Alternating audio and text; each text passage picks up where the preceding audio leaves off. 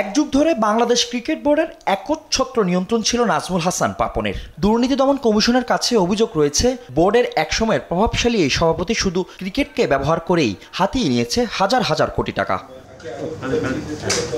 পাপনের অবৈধ সম্পদ অর্জনের পাশাপাশি ক্রিকেট বোর্ডের দায়িত্বে থাকাকালে দুর্নীতিও খুঁজছে দুদক।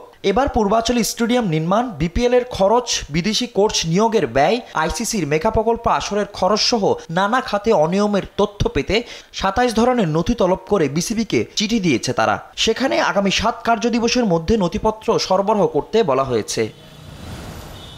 এদিকে প্রায় ২৬ কোটি টাকার অবৈধ সম্পদ অর্জন ও ২৫০০ কোটি টাকার সন্দেহজনক লেনদেনের অভিযোগে রাজশাহী ৪ আসনের সাবেক এমপি এনামুল হক ও তার স্ত্রীর বিরুদ্ধে মামলা করেছে সংস্থাটি।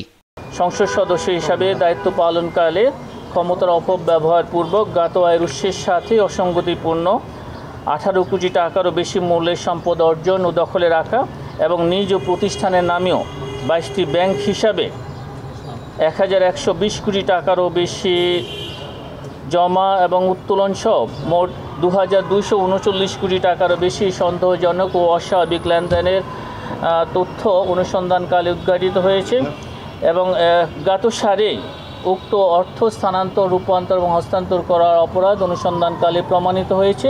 এই কারণে তার বিরুদ্ধে দুর্নীতি দমন কমিশন আইন ২০০৪, মানি লন্ডারিং প্রতিরোধ আইন ২০১২ এবং দুর্নীতি প্রতিরোধ আইন ১৯৪৭ সংশ্লিষ্ট ধারায় একটি মামলা রুজুর সিদ্ধান্ত গৃহীত হয়েছে।